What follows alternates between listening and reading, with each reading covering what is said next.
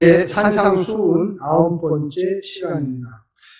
지난주 기도에 대한 가르침을 예수님이 시작하시면서 먼저 부정적인 그런 기도에 대한 이야기들을 여러 개 하셨습니다. 이제는 이렇게 기도하라고 가르치는 아주 적극적이고 긍정적인 모범을 오늘 가르쳐 주시고 계십니다.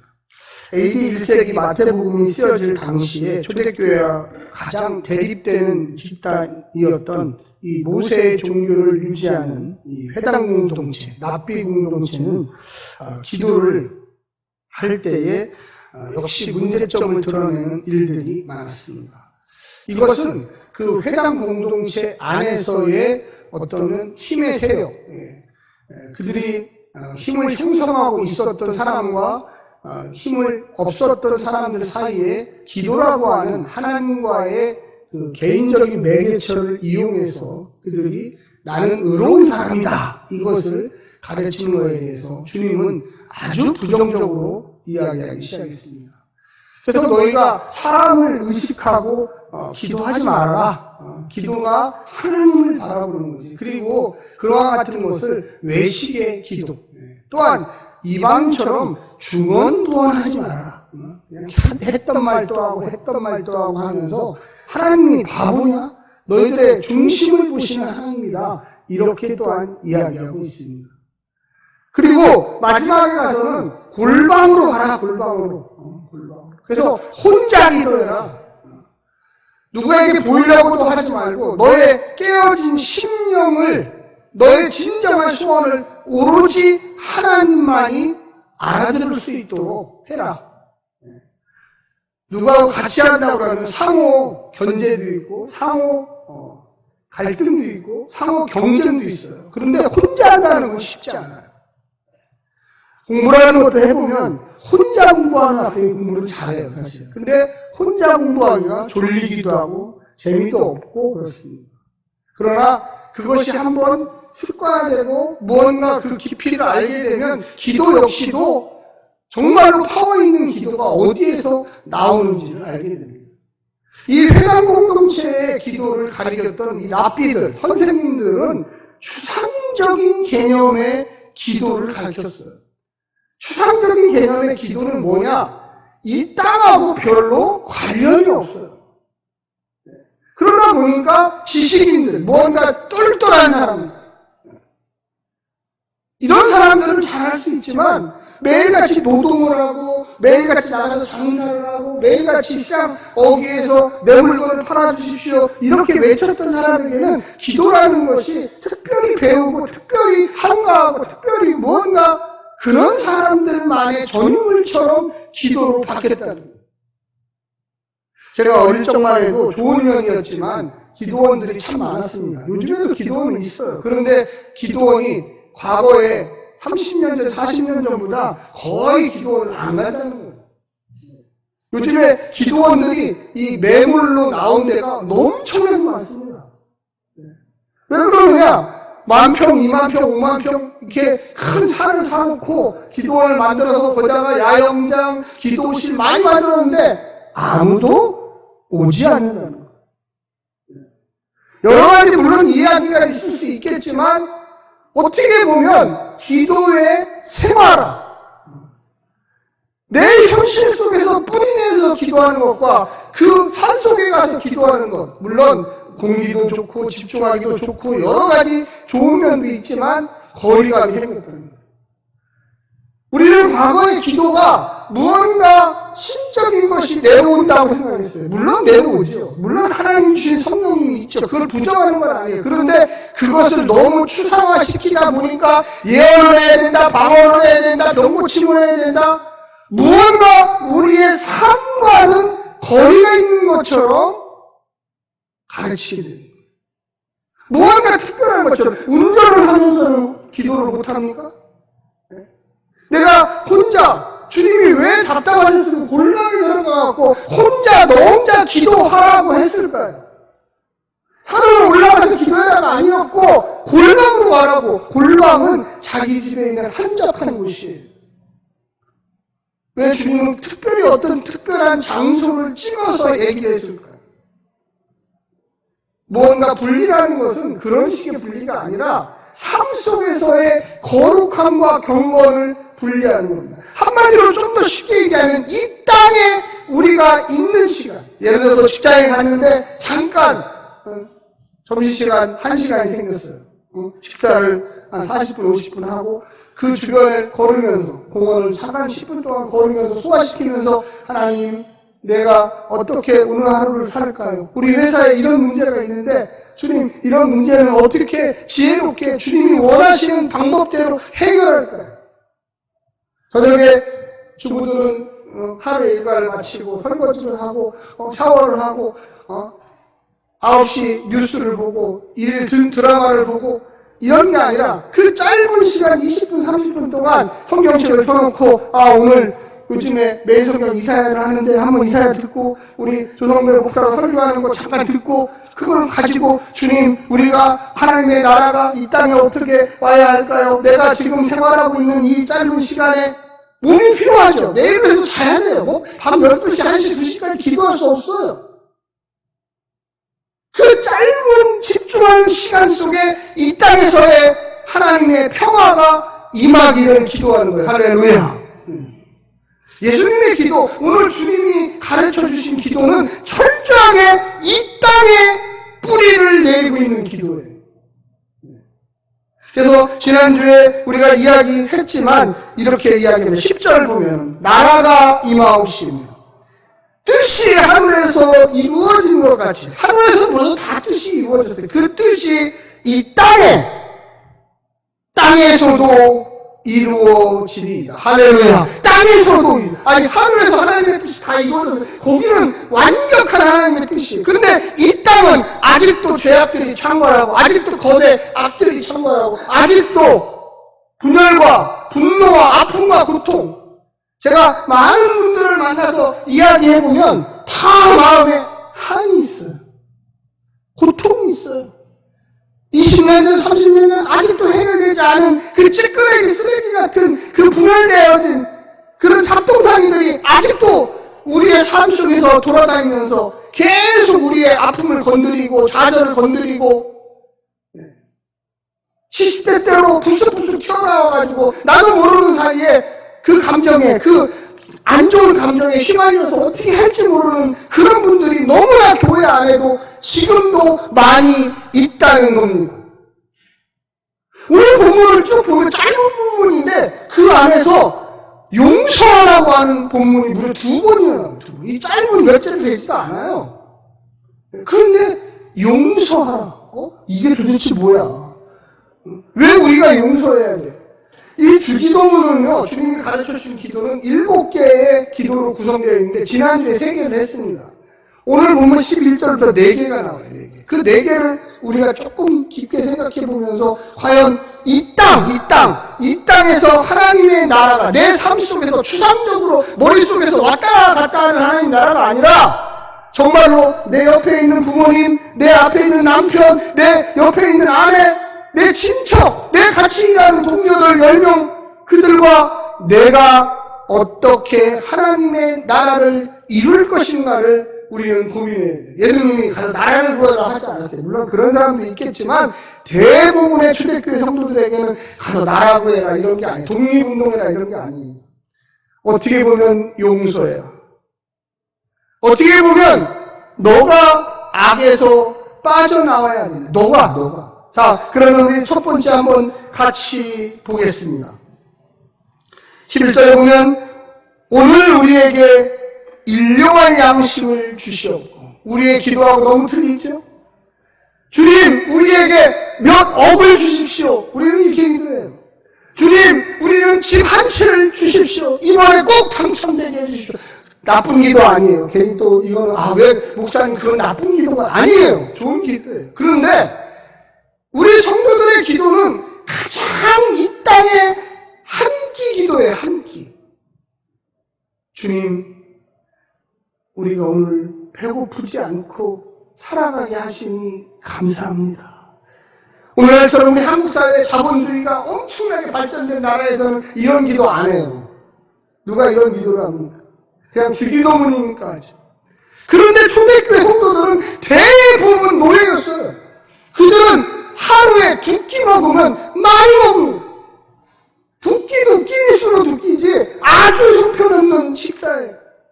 우리가 고린도전서나 이런 데를 연구해보면 교회에 와서 교회 공동체 뭐 이런 교회가 아닙니다. 좀 여유 있는 가정에서 큰 다락방에서 20명 30명이 모여서 기도할 때 기도부터 한 게 아니에요. 음식부터 나왔어요. 음식. 노예들에게, 근데 그 노예들을 노예로 부르지 않고 형제로 부르고 자매로 부르고, 그리고 거기에서 밥을 먼저 줘서 밥을. 왜 그랬을까요? 그들은 대부분 열심히 노동을 했지만 그 노동의 대가를 받지 못했어요. 그래서 굶고 했었어요. 지금부터 40년 전, 50년 전 저희가 어릴 때만 해도 교회 가면요 진짜 밀가루를 줬어요. 밀가루. 주일날 예배 끝나면 밀가루를 한 종이 지금처럼 비련에다 준 것도 아니에요. 종이에다가 이렇게 해서 대박으로 이렇게 퍼줬어요. 저는 지금도 생각이 나요. 물론 다 준 건 아니에요. 그런데 원하시는 분은 퍼가세요. 밀가루. 그래서 교회 옆에 보면 저 뒤에 가면 헌금함 옆에 이렇게 시커먼 그 회색 봉투 노랗죠.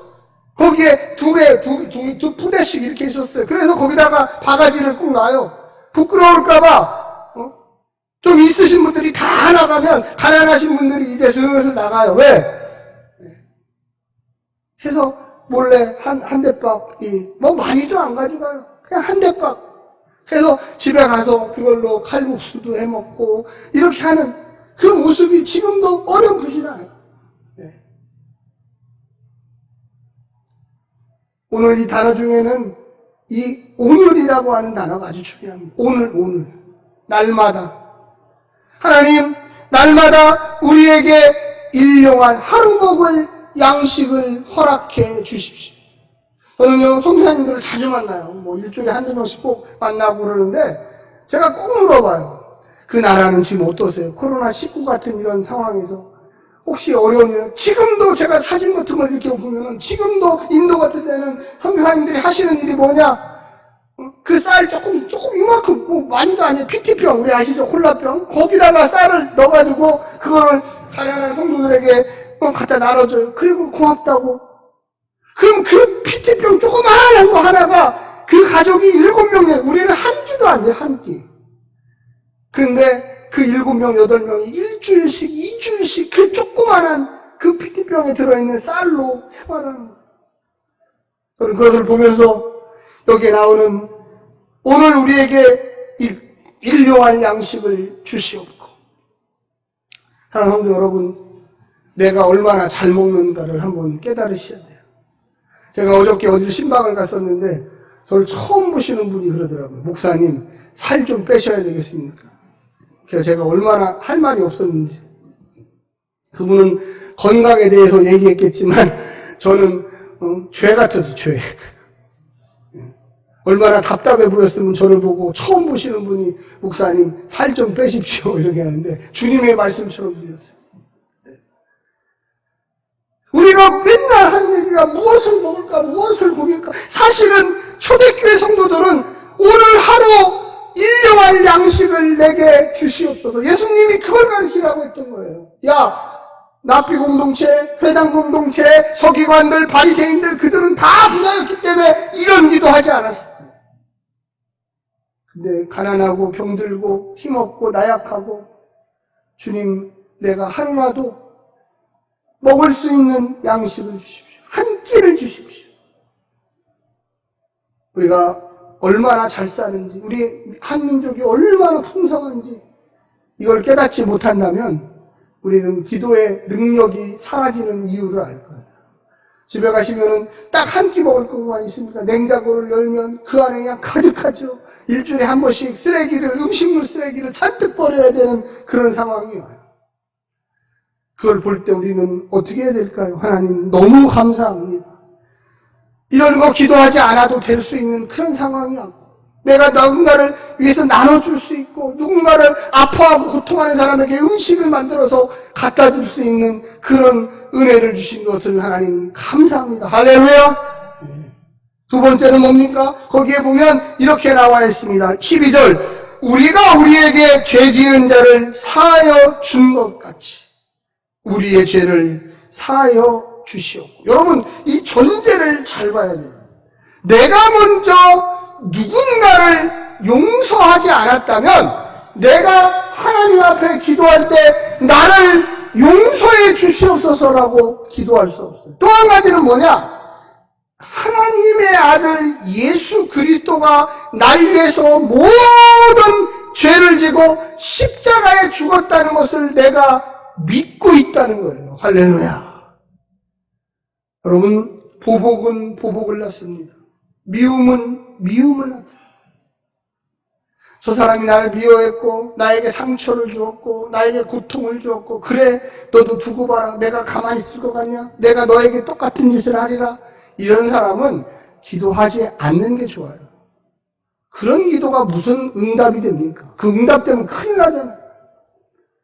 저 사람은 나에게 고통을 주었고 저 사람은 나에게 아픔을 주었고 너무나 힘들고 어렵습니다. 주님, 나는 어떻게 해야 할까요?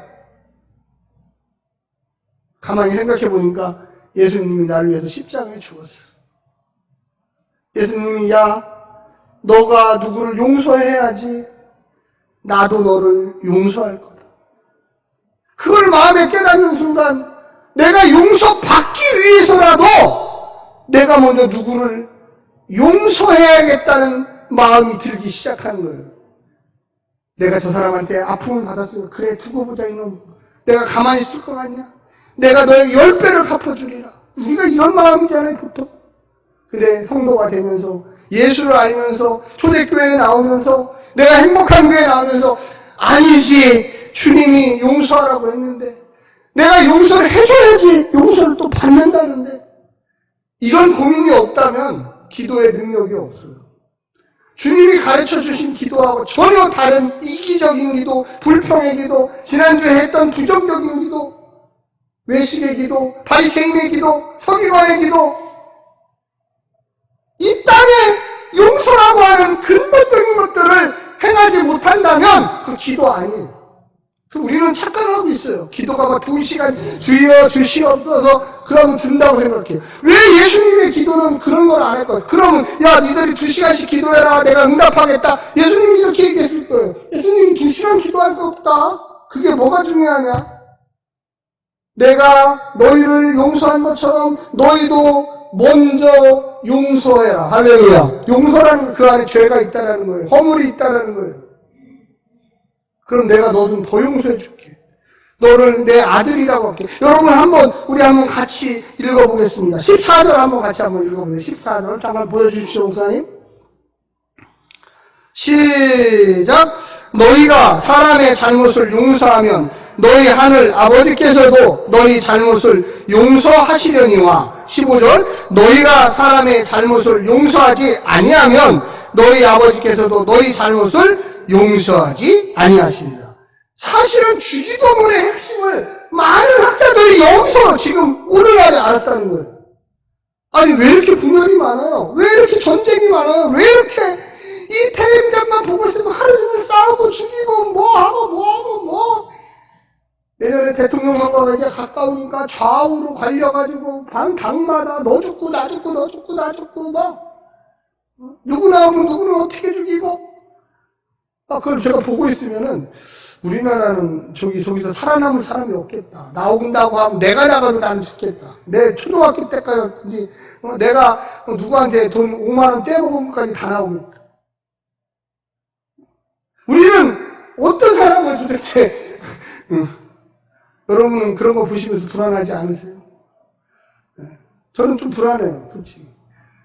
내가 이렇게 어떻게 보면 조용히 살고 있으니까 나를 비방하는 사람이 없지. 내가 조금만 유명해지면 나의 추악한 과거들이 다 나올 텐데. 물론 그가 대통령이 돼야 되고 또 리더십을 가져야 되니까 증거를 찾고 증명을 하는 건 사실이에요. 그런데 우리 교회 공동체만큼은 대통령 우리 교회 나갈 사람이 없으니까 좀 용서해 줬으면 좋겠어요. 할렐루야. 네. 좀 이해해 줬으면 좋겠어. 부모가 자식을 좀 용서해 주고, 그래, 네가 그럴 수도 있지. 또 자식이 부모를 또 용서해줘야 돼. 엄마, 아빠 참 어렵지? 그렇게 살다 보니까 또 그렇게 된 것 같아. 또 성도끼리도 마찬가지예요. 아유, 우리 권사님 얼마나 힘들어요. 다 알아요. 권사님 사랑이 많으신 분인데 그거 너무나 돈에 힘들게 살다 보니까 그렇게 됐죠. 아유, 다 잊어버려요. 우리 그게 뭐가 그렇게 중요해요. 그것 때문에 뭐 우리가 외수될 필요가 뭐가 있어요. 나중에 돈 되시면 갚으시면 되고 안 갚으셔도 돼요. 주님이 저에게 해주신 게 얼마나 많은데 그거 좀 뭐 몇 푼 그것 때문에 그렇게 상처받을 필요 없죠. 자신감을 가지세요. 제가 어제 그 어떤 집에 신방을 하다가 예수 안 믿으시는 분을 만나면 돈이 많대요. 돈이 막 엄청 몇백억 있대요. 그래서 내가 생전 처음 보신 분한테 예수님을 전하면서 그랬어요. 그 많은 돈 어떻게 하시려고 그러세요? 교회도 안 다니시는 분인데 그 많은 돈을 뭐 하시려고 그러세요? 좋은 데 좀 쓰세요. 교회 좀 나오세요. 그분이 깜짝 놀랐을 거예요. 그러다가 제가 막판에 기도해 드릴게요. 그러니까 너무나 막 놀라셔가지고 어떻게 하실지를 몰라요. 우리의 인생관이에요. 주님이 가르쳐 주신 기도대로 바뀌지 않으면요 늘 혼돈스러워요. 세상의 가치관 내 머릿속에 반들어 있고 교회의 가치관 반들어 있고 이게 하루도 끊임없이 맨날 이 말씀 쉬운 말씀이 아니에요. 용서해 주라는 말이 얼마나 왜 예수님이 우리가 이 짧은 구절에 2번이나 용서해라 이런 얘기를 했겠어요. 이 사람들 가난한 사람들이에요. 이 마태복음을 읽었던 처음에 사람들은 대부분 다 가난한 사람들이에요. 대부분 다 로마의 노예예요. 가난한 사람들에게 노예들에게 용서해줘라. 누구를 용서해줘야 돼요? 로마 사람들을 용서해줘야 돼요. 부자들을 용서해줘야 돼요. 부자가 가난한 사람 용서하는 게 아니고 가난한 사람들이 부자를 용서해줘야 돼요. 지금 두들겨 맞는 사람들이 때리는 사람을 용서해줘야 돼요. 이 말씀을 듣고 내일 월요일날 출근하면 거기에 또 로마인들이 때리고 야 일 똑바로 해 채찍을 가하고 야 말 안 들어 발로 차고 근데 주님은 용서해라. 이게 쉬운 걸까요? 내가 용서해 준다고 그 사람이 와 너 훌륭한 사람이다. 네가 날 용서해 주니까 이렇게 할까요? 안 하죠. 그런데도 주님은 그렇게 해야지 너의 기도가 하나님 앞에 상달된다. 할렐루야. 여러분 해보세요. 해보시면 그래서 주님이 이렇게 하는 우리는 분열을 끊어버리는 방법을 지금 배우고 있는 거예요. 아픔을 끊어버리고 있는 거예요. 네가 난 준 만큼 내가 너한테 줘. 그럼 그 사람이 또 나한테 줘. 오고 가면서 눈덩이처럼 이 분노와 아픔과 고통과 이런 것들은 눈덩이처럼 커져요. 나중에 집채만해져요. 내 삶 전체가 분노, 아픔, 좌절 이런 거밖에 없어. 아니야, 내가 용서해 주자. 그래. 주님이 말씀하셨는데 이 땅에서 편히 살려면 이 땅에서 하나님 나라를 이루려면 내가 먼저 용서해 주자. 그냥 용서. 그래, 용서. 그럼요, 어느 순간에 이게 딱 막혀버려요. 어느 순간에 평화로운 시대가 와요. 어느 순간에 그가 먼저 내게 굴복해요. 용서는 그의 머리 위에다가 화롯불을 올려놓는 거예요. 여기다가 뜨끈뜨끈한 화롯불 아시죠? 숯불? 고기 거먹는 숯불을 상대의 머리에다가 올려놓는 게 용서예요. 그 사람이 견딜 수가 없어요. 아니 왜 갑자기 내 머리가 이렇게 뜨거워지지? 내가 뭐 했는데? 내가 용서한 거예요. 하나님이 삶을 바꾸셔요. 그래서 초대교회가 그 짧은 기간에 로마 전역을 전체를 다 변화시킬 수가 있었던 거예요. 분열, 분노, 내가 너를 용서하지 않는다. 그럼 그도 나를 더 어렵게 한다. 나는 또 저주한다. 왔다 갔다 하면서 분노는 점점 화라산처럼 커지기 시작합니다. 여러분 그 다음에 또한 나옵니다. 우리가 13절 우리를 시험에 들게 하지 마시옵고 다만 악에서 구하시옵소서. 시험에 들지 말게 합시다. 우리는 늘 시험에 듭니다. 어떤 시험에 들까요? 사소한 시험에 많이 들죠. 이것쯤이야. 악에서 구해달라는 얘기는 조직적인 아니에요. 내가 도저히 감당할 수가 없어요. 내가 히브리 노예로 태어났다면, 내가 이스라엘의 노예로 태어났다면 어느 날 갑자기 로마의 시민이 됩니까? 안 되죠. 내가 지금 가난하다면 내일도 가난할 확률이 99.9%예요. 무슨 뭐 복권 하나 10억 당선되면 나 부자 됐다. 안 돼요. 제가 분명히 말하지만. 악이라고 하는 것, 이 자본주의 악이에요. 자본주의 선한 거 아닙니다. 전쟁이라고 표현하잖아요. 혈투라고 표현하잖아요. 남의 돈 뺏어먹기가 그렇게 쉽습니까? 얼마나 어려워요. 부자 된 사람 그 누구도 한번 털어보면 안 걸릴 사람이 없어요. 불법을 안 행한 사람이 없어요. 우리나라 장관 후보자들 나올 때 뭐 전부 다 조사하잖아요. 그런 사람들 중에 한 명이라도 아무리 털었는데 아무것도 안 나와요 하는 사람이 없어요. 왜 그렇습니까? 여기 나오는 것처럼 시험에 들게 하지 마시고 악 구조적인 악이에요. 너무 큰 악, 산더미 같은 악. 내가 도저히 나 개인적으로 그 악을 어떻게 할 수가 없어요. 그러니까 뭐라고 하냐면 구하시옵소서. 내가 그 악의 노예가 되지 않게 하시고 그 악에 굴복하지 않게 하시고 하나님께서 나를 보호해 주시고 인도해 주셔야지 거기에 빠지지 않습니다. 사소한 악, 시험, 테스트. 이것쯤이야 뭐 내가 속인다고 누가 나를 뭐라고 하나 아무도 몰라. 이거는 얼마 안 돼요. 5만 원도 안 돼. 뭐 이거 내가 한번 꿀꺽한다고 누가 나를 뭐라고 하나? 안 하지. 근데 누가 하십니까? 하나님이 하시죠.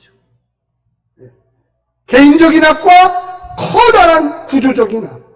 이 두 가지의 길을 동시에 하고 있는 거예요. 우리가 하나님께 내 삶을 맡긴다는 게 참 어려워요. 저도 마찬가지. 저도 여기 있는 걸 뭐 100%다 실천하면서 살고 있지 않아요. 그래서 늘 고민하고 좌절하고 하나님, 내가 나를 속이고 이웃을 속이고 성도를 속이고 이 비참한 목회 인생 이거 어떻게 해야 됩니까? 사랑하는 성도 여러분, 제가 한 가지 마지막 결론으로 얘기하고 마치겠습니다. 주님이 가르쳐 주신 기도는 이 땅에 날마다 살아가면서 해야 할 기도입니다. 할렐루야. 그래서 긴 기도가 아니에요. 짧은 기도. 이 주기도문 진짜 10번만 읽어보면 더듬더듬이라도 외울 수 있어요. 글자로 쓰면 정말로 이 손바닥 안에 들어갈 만큼 짧은 글이에요. 근데 이 속에 하나님을 인정하고 하나님과의 나와의 관계, 이웃과의 관계, 그리고 그 거대한 악의 세력에 어떻게 내가 대항할 것인가. 나의 힘으로 대항하다가 나도 악해져. 하나님께 맡기는 거죠. 주님, 이 악을 당신이 싸워서 이겨주셔야 됩니다. 나는 이 거대한 악과 어떻게 할 수가 없습니다. 그렇다고 내가 악에게 순종하거나 굴복하거나 하수인으로 가지 않도록 나에게 악을 떼어주십시오. 피하게 해주십시오. 할렐루야. 그리고 이 작은 사소한 테스트를 내가 이겨야 됩니다. 나 한 끼 먹자고, 내 가족 먹이자고 그냥 눈 깜짝할 사이에 거짓말하고 이렇게 해서 갖다 주고 이것이 습관화되지 않게 해주시고 하나님께서 내 일용할 양식을 책임져 주셔서 내가 누구에게 손 벌리지 아니하고 내가 땀 흘려 일했사오니 주여 이 하루의 양식이 우리를 지키도록 인도해 주시옵소서. 얼마나 이 땅에 근거한 기도예요. 얼마나 하루하루가 충실한 기도입니까? 용서하라는 그 말씀, 내가 편하자고 하는 거예요, 여러분. 내 마음속에 하나님의 나라가 임하도록 하기 위해서 그런 거예요. 분열과 갈등과 저주와 내가 얼마나 그 가슴 속에 싸워요. 그럴 바에야 내가 예수의 이름으로 용서하자, 잊어버리자, 더 이상 거론하지 말자, 그리고 찬양하자. 할렐루야. 우리는 곱씹는다고 그러잖아요. 좋은 걸 곱씹어야 돼요. 나쁜 걸 계속적으로 수백 번, 수천 번, 수만 번 곱씹고 있으면 그 자리에 암이 생기는 거예요. 그 자리에 피멍이 드는 거예요. 여러분 피멍을 보면서 좋아하십니까? 아이고 이게 뭐야? 아니지, 잊어버려야지. 그래, 이제는 떠나가라. 그것조차도 내가 알 수 없지만 하나님이 허락하신 거니까 그렇게 됐겠지. 주님 아시지요? 주의 자녀가 이렇게 고통받고 있습니다. 아파하고 있습니다. 나는 주님 따라 용서했습니다. 더 이상 생각나지 않게 하시고 더 이상 이것 때문에 그를 저주하지 않게 하여 주시옵소서. 할렐루야. 이 기도가 얼마나 멋있습니까? 이 기도가 얼마나 우리를 구원하고 있습니까? 구원하고 있는 기도. 우리가 그냥 애우듯이 주의 기도를 하고 있지만 그 속에 우리의 삶의 근원적인 뿌리가 하늘나라에 있고 이 땅을 철저하게 승리하며 살아갈 수 있는 비결이 있다는 걸 여러분 믿으시기를 간절히 부탁드립니다.